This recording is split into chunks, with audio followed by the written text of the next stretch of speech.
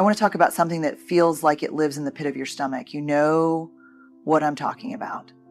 The moment after you decide to stop answering the texts, unfollow, or maybe even have that painful, clear conversation, I can't do this anymore. And then comes the guilt. Not the soft kind that nudges your conscience. I mean the kind that whispers, you're selfish, you gave up, you should have tried harder. Here's the truth. Cutting someone off, especially someone you once cared about, is one of the most complex emotional decisions we make.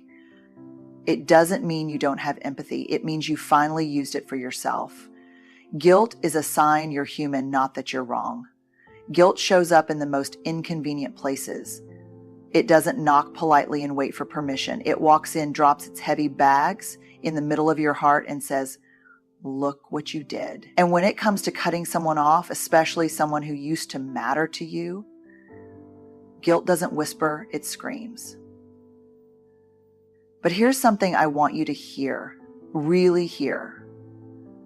Guilt is not always a signal that you've done something wrong. Sometimes it's simply proof that you're human, that you care, that you have a heart that wrestles with tough choices instead of pretending they're easy. One of the hardest things I've learned in my research and in my own life is that our emotions don't always show up in clean categories. They're messy. They overlap. Guilt, for example, often shows up wearing the mask of grief. You think you're feeling guilty for walking away when really you're grieving the version of the relationship you hoped for. Or maybe you're mourning the part of you that kept showing up even when it hurt. That's not something to feel ashamed about. That's something to honor. There's a kind of guilt that's healthy. That kind of guilt says, hey, you acted out of alignment with your values. Let's own it. Let's repair it. But that's not what we're talking about here. The guilt you feel after cutting someone off is often a byproduct of choosing yourself in a world that glorifies self-sacrifice, especially if you're someone who's been the fixer, the listener, the peacekeeper. Walking away feels like breaking your identity. And guilt loves to rush in and say, see, you're not who you thought you were. But what if you are? What if this is actually you becoming more of who you were always meant to be? When I talk to people who have had to make the excruciating choice to walk away, whether it's from a friend, a family member, or a partner, the guilt is almost always tangled up with the question, did I do the right thing? And the answer isn't always black and white, but what I've found is this. If you left because you couldn't grow in that space, if you left because staying meant losing pieces of yourself a little at a time, then yes, you did the right thing. Our brains are wired for connection. We're biologically built to maintain bonds. So when we break them, even for our own survival, it feels unnatural. You're going against a deep part of your wiring. But you know what else is in your wiring? The drive for authenticity, the need for safety, the desire to live in alignment with your values. And let's be real, if guilt were a reliable moral compass, the most self-abandoning people on this planet would be saints. But we know that's not true. Guilt doesn't always mean we've done harm. Sometimes it means we've chosen not to keep being harmed. That's a huge distinction. I want to invite you to hold space for both the tenderness and the strength inside you. You're not heartless for protecting your peace. You're not selfish for saying enough. You're someone who felt the ache and made the hard call anyway. That's not a flaw, that's courage. And if you're still carrying guilt, if it's still clinging to your decisions like a shadow, ask yourself this, is this guilt trying to teach me something, or is it trying to keep me small? Because only one of those deserves your attention. Let the rest go. Boundaries are a function of self-respect, not punishment. People often misunderstand boundaries. They hear the word and picture walls, cold, hard, unscalable. Like boundaries are something you put up to shut people out, to punish, to control. But that's not what boundaries are. Not when they're healthy. Not when they're rooted in love and self-respect. Boundaries aren't about keeping people out. They're about making sure what comes in is respectful, honest, and safe. The most compassionate, grounded, and open-hearted people I've ever interviewed were also the ones with the strongest boundaries. That might sound contradictory at first, but it's not. Because when you're clear about what's okay and what's not okay with you, when you honor your own limits, you create space for authentic connection, not performative harmony. Think about it. How many times have you found yourself saying yes when your whole body wanted to say no? How many times have you swallowed your discomfort just to keep the peace? And how often did that lead to resentment, burnout, or emotional exhaustion? That's what happens when we confuse kindness with compliance, when we believe that loving others means betraying ourselves. When you decide to cut someone off or even just take a serious step back, people might say you're being cold or dramatic, that you've changed. And the truth is, you probably have changed. You've grown. You've realized that love without boundaries isn't really love. It's an unspoken agreement to stay silent while your needs go unmet. And that kind of agreement eventually turns toxic. Boundaries are how we teach people how to treat us. They say, I'm still here and I still care, but I won't abandon myself to maintain this relationship. And that might be a hard pill for others to swallow, especially if they've benefited from your lack of boundaries in the past. But it's not your job to carry your discomfort. It's your job to carry your truth. I've seen this especially in families where roles and dynamics get passed down like furniture. No one questions why that chair is in the middle of the room, even if it blocks the light. We're taught to accept dysfunction in the name of loyalty, and the moment you step out of that unspoken contract, you're made to feel guilty, rebellious, ungrateful. But let's be really honest here. What kind of love asks you to diminish yourself to keep it? What kind of loyalty demands silence over truth? The kind that's built on fear, not connection. Healthy relationships welcome boundaries. They might not like them at first, but they grow because of them. Unhealthy relationships will push back, question, manipulate, guilt trip.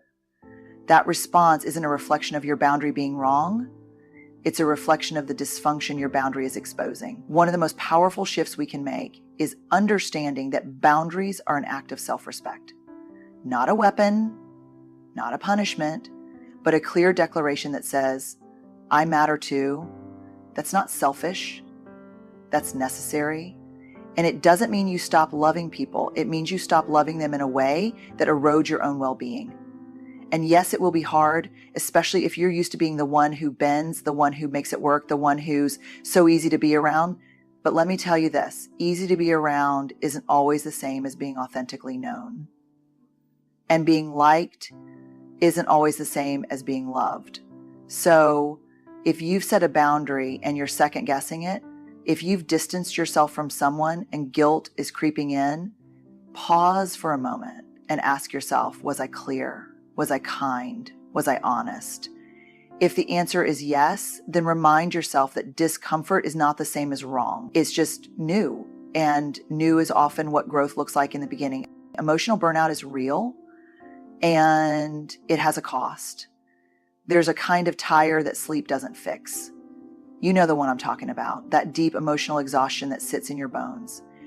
It's what happens when you've been carrying a relationship on your back for too long, when you've been over-functioning, over-explaining, over-accommodating, and eventually something in you just gives out. We don't talk about emotional burnout enough. We talk about hustle burnout, work burnout, parenting burnout, but emotional burnout, that's the quiet kind, the one that's harder to name because you've been taught to just deal with it, to be the bigger person, to stay connected at all costs. But here's the truth I've come to understand. Emotional burnout in relationships is not just real, it's measurable. The data around emotional labor and chronic stress tells us that long-term exposure to emotionally taxing relationships, especially ones that involve manipulation, gaslighting, or emotional neglect, can lead to symptoms that look a lot like trauma. Anxiety, fatigue, difficulty sleeping, self-doubt, even physical symptoms like headaches and tension. Your body keeps the score, even when your mind tries to minimize it. And yet, when we think about ending those relationships or even setting hard boundaries, we feel guilty. Why?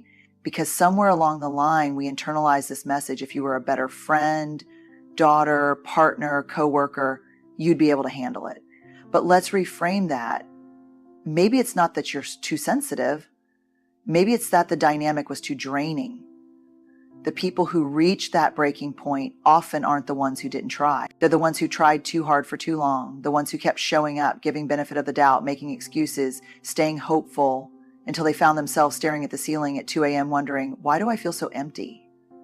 I've sat across from too many people who have come to that moment of clarity, and it's not usually a dramatic event that gets them there. It's a slow build, a quiet realization that they've been ignoring themselves, that the cost of staying is their peace, their energy, their sense of worth, and the guilt that shows up when they choose to walk away. That guilt isn't about having done something cruel. It's about finally saying, I matter too. And for some of us, that's a brand new sentence. That's where the discomfort lives, not in the act of leaving, but in finally honoring a truth we've spent years pushing down. Let me be clear. Emotional burnout is not a weakness. It's not a failure. It's a signal. It's your internal boundary system lighting up and saying, this isn't sustainable. And the only way to recover from that burnout is to make changes. Sometimes small, like adjusting how often you engage. Sometimes massive, like walking away altogether. And no, it won't always be received well, especially if the relationship thrived because you kept overextending yourself. But that reaction isn't your responsibility. Your responsibility is to your well-being, your integrity, and your truth. Cutting someone off, especially when you're emotionally burned out, isn't about revenge. It's about restoration. You're not creating distance to hurt them. You're creating distance because staying close is hurting you. So if you're sitting in the guilt that comes with that decision, I want you to remember this. Protecting your energy is not selfish, it's sacred. And no one else gets to decide how much of yourself you're required to give in order to be good. Only you can decide what's too much. And when it is, you're allowed to choose peace over performance. Every single time.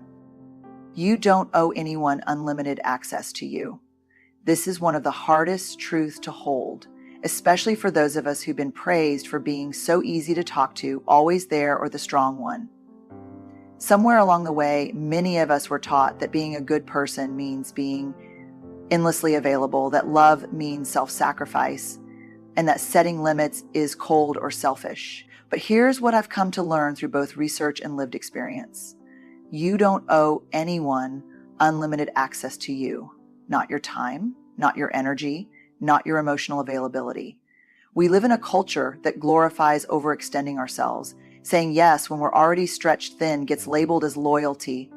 Ignoring our gut instincts in favor of preserving the peace gets mistaken for kindness. And when we finally do reach a breaking point, when we say, I can't keep doing this, we're often met with pushback, guilt trips, or accusations that we've changed. But you know what? You have changed.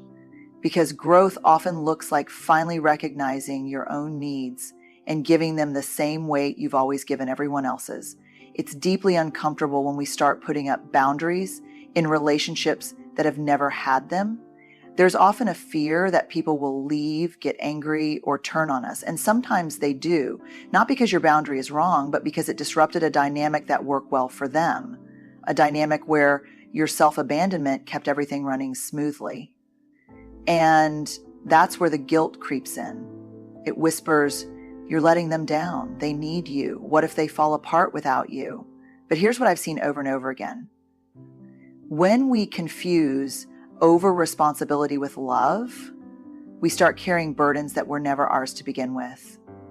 And eventually those burdens crush us. Not all at once, slowly, quietly, in the form of resentment, exhaustion, emotional disconnection, sometimes even physical symptoms like anxiety or illness. That's the cost of giving people more access to you than you can actually sustain. You're allowed to change the terms of your emotional availability. You're allowed to say this doesn't work for me anymore, even if you used to say yes. You're allowed to take space, go quiet, or even walk away entirely. Not as an act of cruelty, but as an act of clarity. And I want to be very clear about this. Clarity is kindness. It might not feel like it in the moment. It might sting. But being honest about your limits is far more respectful than continuing to show up halfway, presentful, drained, and disconnected. One of the most powerful things I've seen people do is reclaim their emotional real estate. to recognize that their time, energy, and attention are limited resources, and that not everyone is entitled to them. That's not harsh, that's healthy.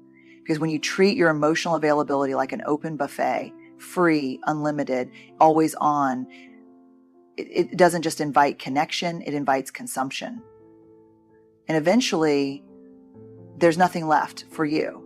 What I found is that the people who love you well, the ones who are emotionally safe, grounded, and invested in mutual respect, they won't be threatened by your boundaries. They might need to adjust, sure, but they'll stay. They'll meet you in the space you create, not guilt you for creating it. That's the difference between relationships built on obligation and relationships built on respect. So if you've limited your access to someone, if you've pulled back or even cut ties entirely, and now you're sitting in guilt, I want to ask you something. What are you actually feeling guilty for? For hurting them or for finally prioritizing yourself? Because those are not the same thing.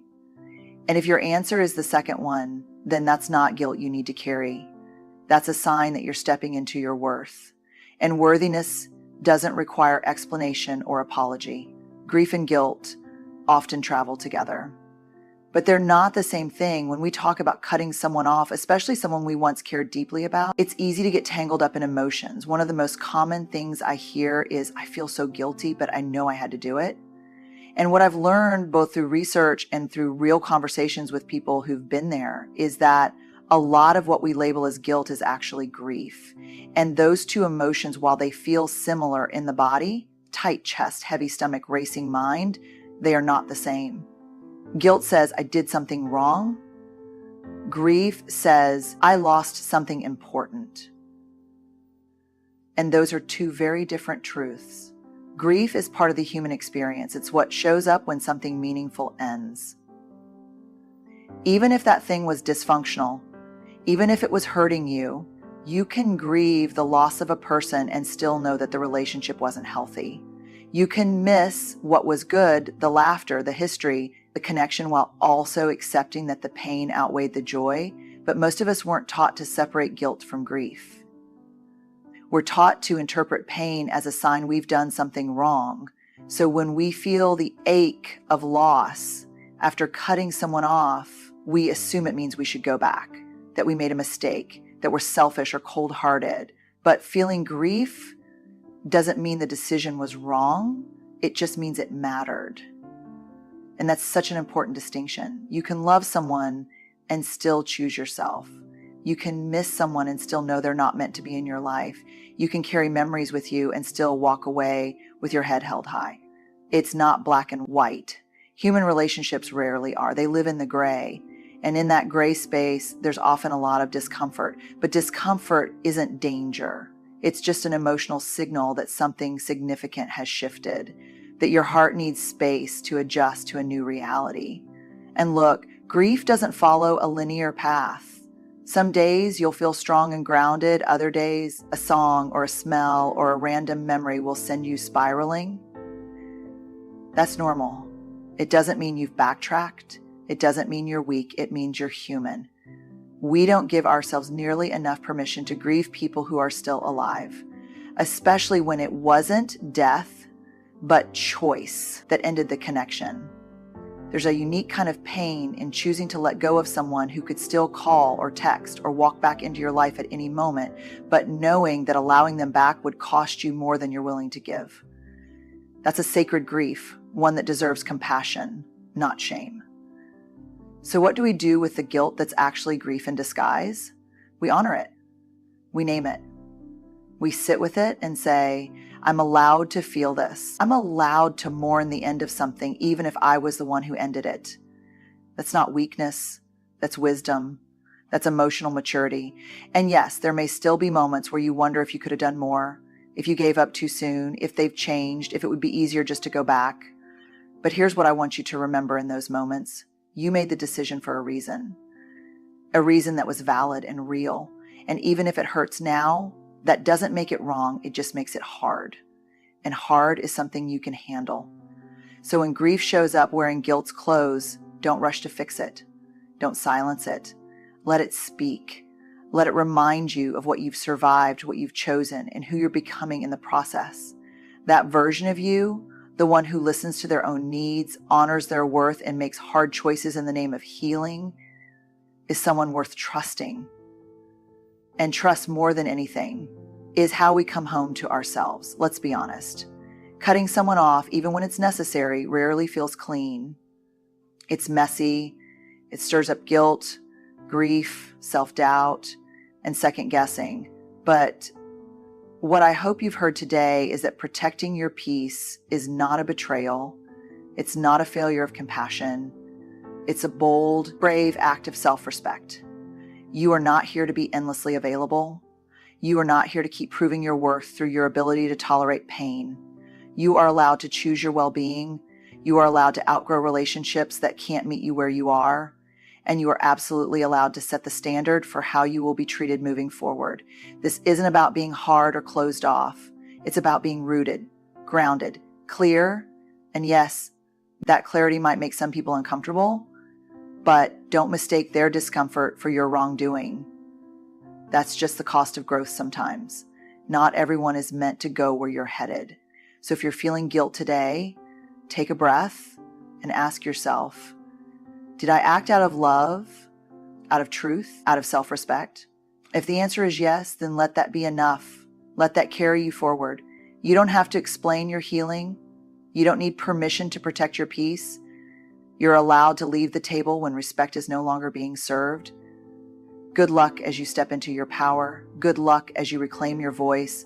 And above all, good luck honoring the beautiful, complex, and worthy human you are.